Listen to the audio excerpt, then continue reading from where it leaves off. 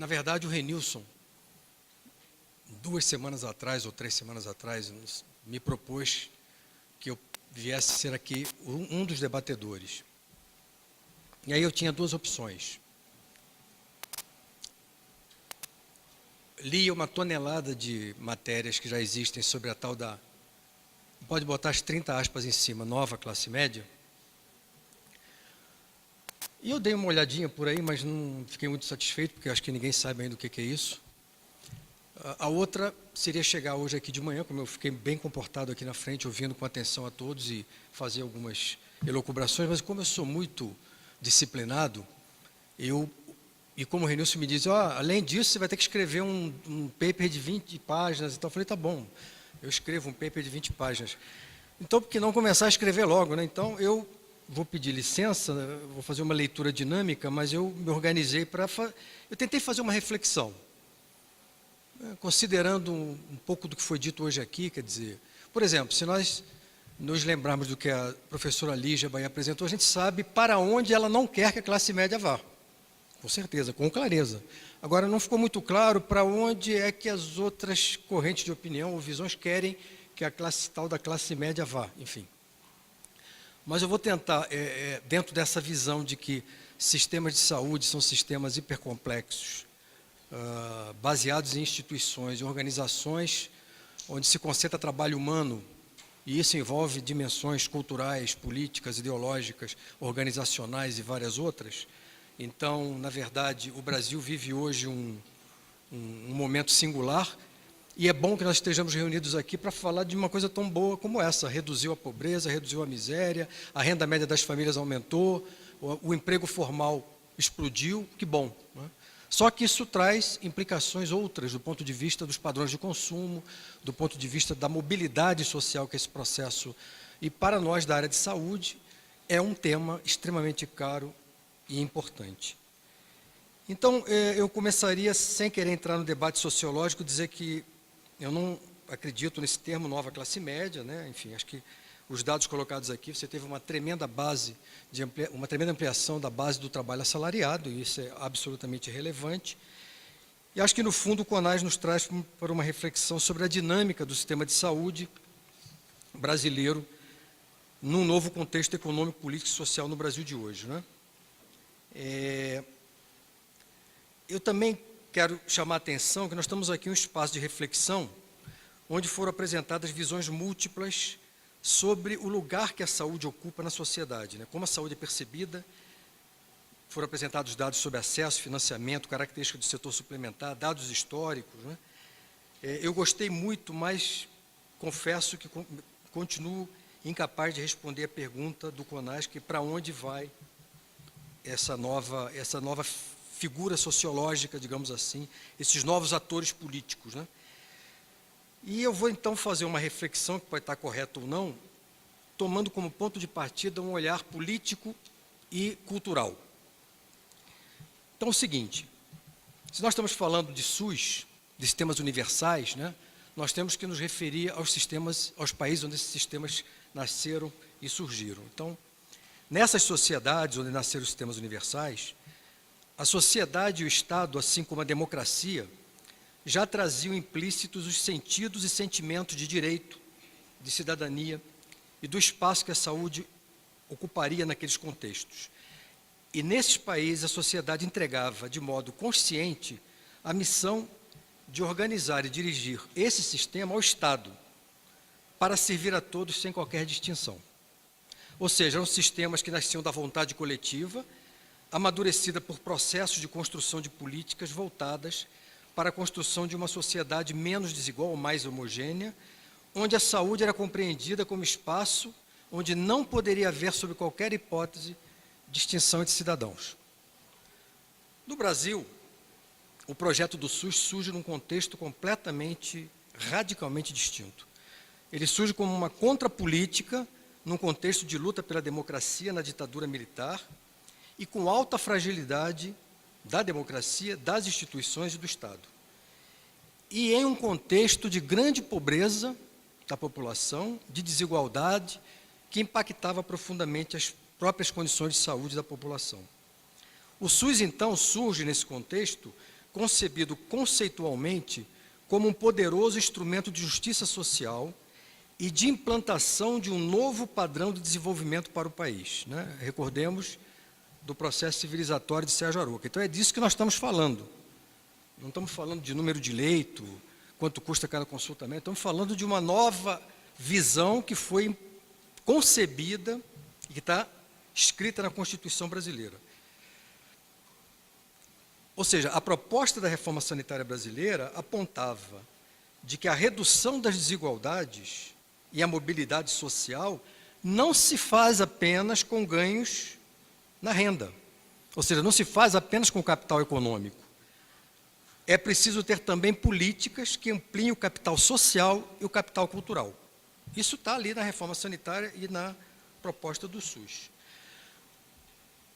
Esse novo sistema de saúde, o SUS, então, ele surge aos olhos do povo como algo que, embora conquistado no contexto da redemocratização, estava longe de expressar uma consciência sanitária coletiva nos moldes que nos ensinou Giovanni Berlinguer.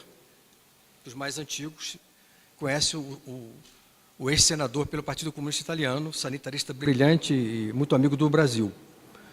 Ou seja, é um grau de consciência política da questão da saúde no contexto da sociedade precário, digamos assim, quando o SUS estabelece seu V0.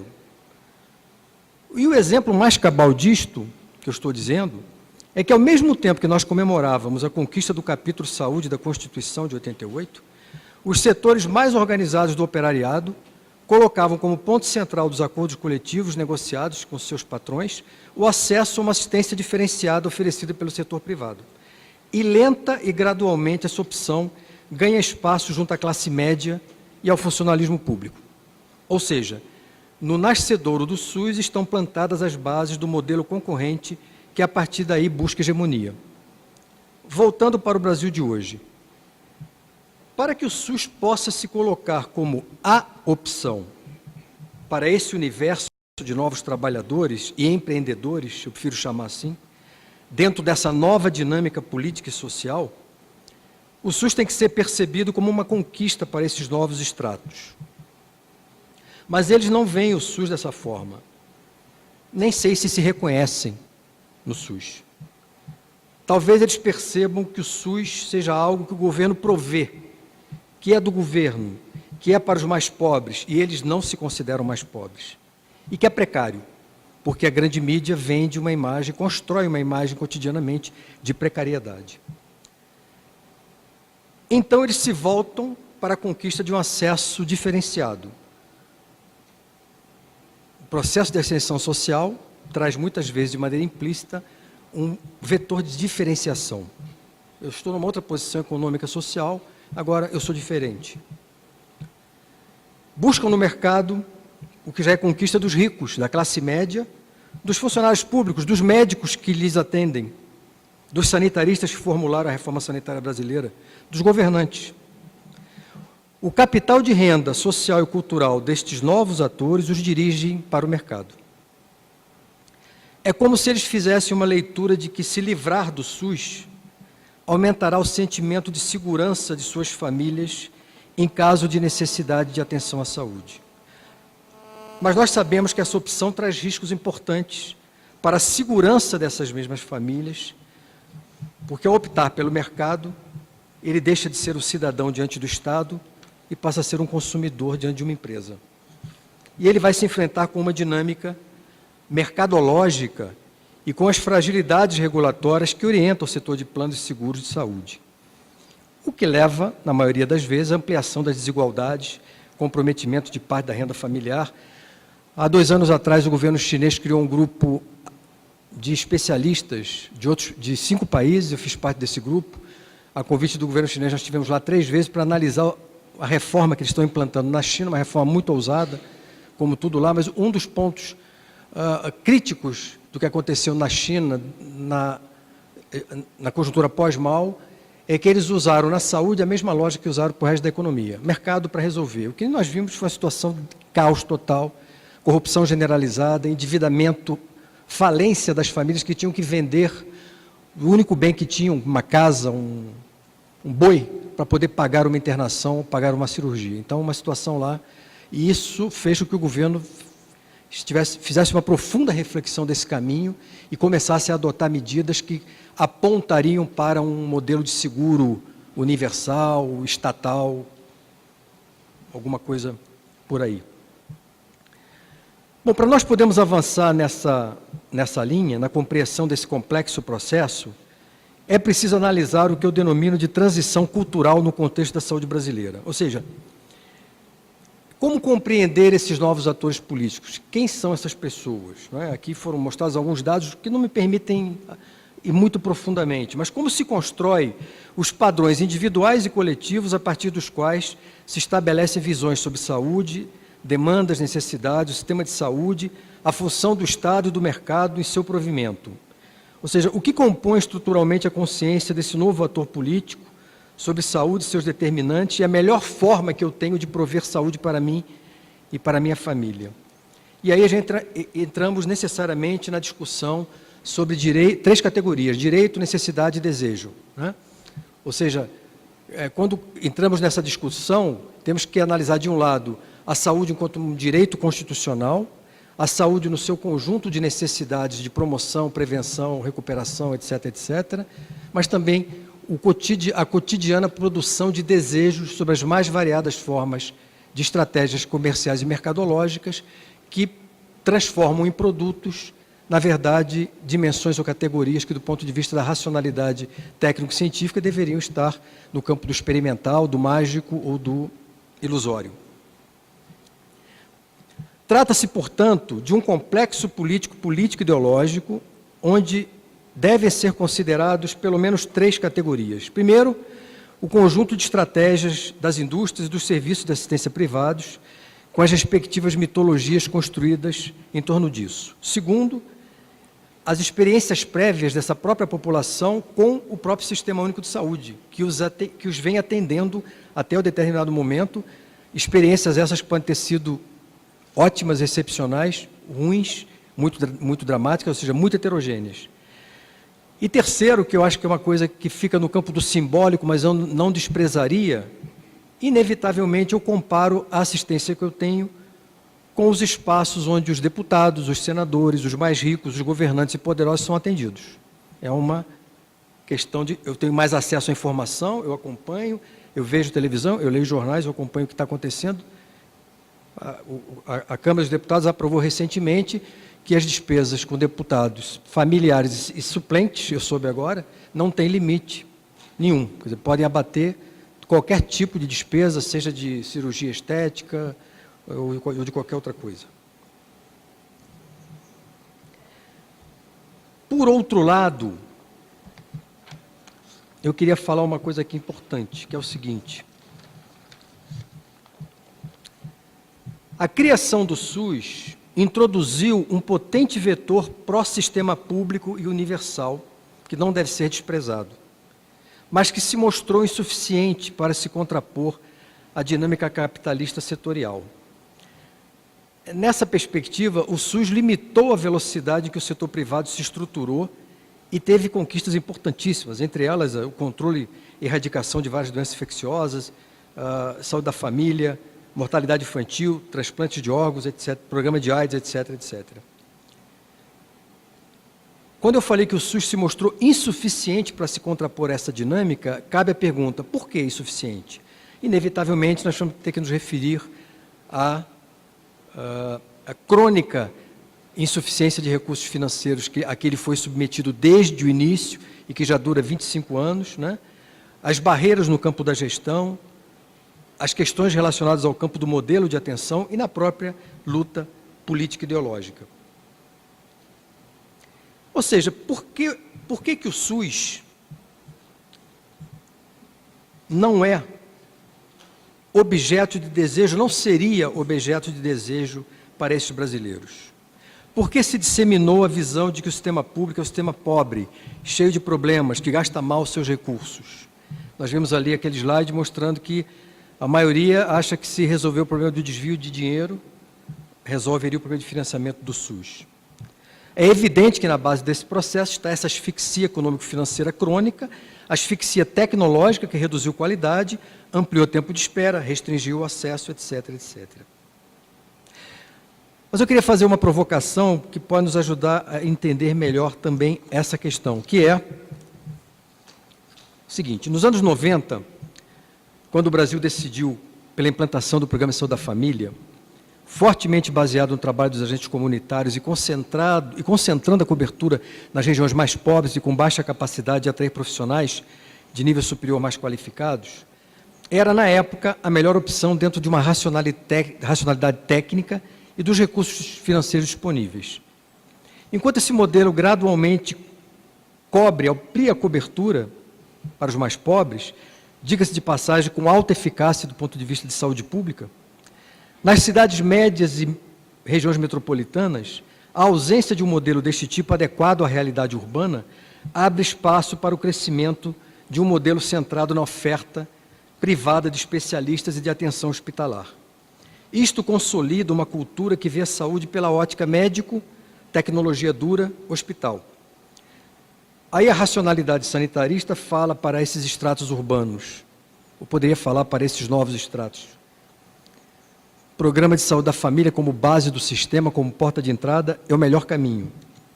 Mas a visão de que a livre escolha de especialistas e serviços é o melhor padrão já havia fincado raízes. Aqui nós poderíamos dizer que há alguma coisa fora da ordem na saúde brasileira. Agora, para o SUS se colocar como opção real, ele necessitaria de uma profunda reconversão que lhe dê uma nova sustentabilidade. Aí eu me alonguei aqui. Essa nova sustentabilidade ela tem que ser econômica, mas ela tem que ser organizacional, política, tecnológica, cultural, clínica e do trabalho em saúde. Parece ser uma missão hercúlea. Mas será? Será que nós não temos hoje já um acúmulo de conhecimento, de práticas, de experimentos que estão acontecendo nesse momento em todo o país, com alta potencialidade para fortalecer essa política, desde que as bases da equação econômico-financeira e as outras bases macroestruturais lhe permitam desabrochar-o plenamente, não é? E eu poderia, por exemplo, todo o trabalho brilhante do Gastão Wagner e da equipe de Campinas sobre a questão das micropolíticas, das tecnologias leves, relacionais, do estabelecimento de vínculos que qualifica profundamente o trabalho em saúde, não é? Tem todo um acúmulo de experiências em todo o país, a política de humanização e várias outras. Não é? Saindo dessa dimensão, vejam o avanço que nós tivemos no Brasil de uma política que algum tempo atrás poderia ser chamada até de meio esotérico, delirante, né? Que eu levei para o Ministério da Saúde, o Padilha e a presidente Dilma estão dando continuidade com muito brilhantismo, que é essa nova visão da saúde como espaço de desenvolvimento. E como é que você trabalha inovação, pesquisa, produção local, redução de dependência externa, utilizando o poder de compra do Estado, o BNDES, a FINEP, o setor privado e os laboratórios públicos. É um desenho completamente inovador, que já está tendo resultados e chamando a atenção de todo mundo.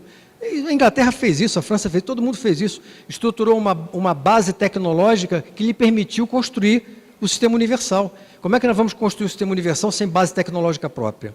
Sem dominar as tecnologias fundamentais. Então, esse é um outro exemplo do que pode ser feito e já está sendo feito. Um outro exemplo, foi mostrado aqui. Hoje, um dos principais problemas que afetam as famílias mais pobres são os gastos com medicamentos. O governo federal lançou, no governo do Lula, quando eu estava lá, e aperfeiçoou o Aqui Tem Farmácia Popular. O Aqui Tem Farmácia Popular, se nós tivéssemos recursos financeiros suficientes para transformá-lo de fato numa política de assistência farmacêutica com esse nome todo completo, poderia hoje ser um dos grandes fatores de atrair esses novos trabalhadores para o sistema público. Bastaria que, ao invés de eu oferecer remédios para 2 patologias gratuitamente, como eu faço hoje, e subsidiados para outras 4 ou 5, ter uma Rename, uma mini Rename, uma Rename com livre acesso para a população. Mas isso custa dinheiro, não é pouco dinheiro, mas isso é muito importante. Eu colocaria também como tema central, e esse tema é delicado, toda hora, agora o SEBS está no ar com esse debate, que é a questão do modelo de gestão. Né? A Lígia chamou a atenção aqui. Na Inglaterra, os GPs nunca foram funcionários públicos, não são. Nem no Canadá, nunca foram. Entendeu? Então tem uma falsa questão colocada aí, e eu fico muito preocupado com esse discurso de que são propostas privatizantes que circulam, quando nós sabemos que o Estado brasileiro está privatizado há décadas, pela maneira incompetente, anacrônica, eu diria, medieval, de administrar os serviços públicos, sem abrir mão das cláusulas pétreas do SUS. Eu apanhei muito quando propus, singelamente, um modelo até, eu hoje diria até que, até meio envergonhado, aquele sistema de fundação estatal de direito privado. Vamos privatizar o sistema de saúde, porque vão... E aí estão batendo agora nessa empresa pública que criaram para administrar os hospitais do MEC. Enfim, essa questão está mal resolvida. Esse é outro mal-estar na saúde pública que tem que ser enfrentado para valer, para ver quem são, quem defende o quê, quais são as questões que estão colocadas aí. E o outro ponto eu acho o seguinte, 33% da população brasileira hoje estão cobertos por planos de seguro-saúde. Então, aqueles artigos que a gente escreveu lá atrás, que 20%, 80% usava exclusivamente o SUS, já era. Hoje é só 67%. Tem que sentar com o empresariado, com o setor que está colocado aí, que existe, que não vai desaparecer por decreto, nem por resolução, e discutir para onde é que nós vamos. E enquadrá-los dentro do que nós consideramos ser um caminho razoável. Ou seja, não tem como dar esse salto de qualidade para o SUS, ignorando essa dinâmica e esse setor. E eu sei que o CONAS vai dar continuidade a esse debate, e seria extremamente proveitoso para o país que esse debate se desse de maneira, não ainda no nível político, ideológico que está se dando hoje, mas mais num outro nível, de quanto custa, quem faz, quem regula, quem controla, qual a importância, o que entra, o que não fica, o que não fica. Ou seja, coisas mais objetivas e práticas. Então, meu caro Renilson e meus prezados amigos, eu não sei para onde irá essa nova classe média, nenhum de nós sabe ainda, mas com certeza, para encerrar, ela não será influenciada pela racionalidade dos sanitaristas, dos gestores ou planejadores, ou pela militância institucionalizada, mas talvez, pragmaticamente, por um modelo que atenda às suas necessidades e expectativas de acesso, qualidade e conforto.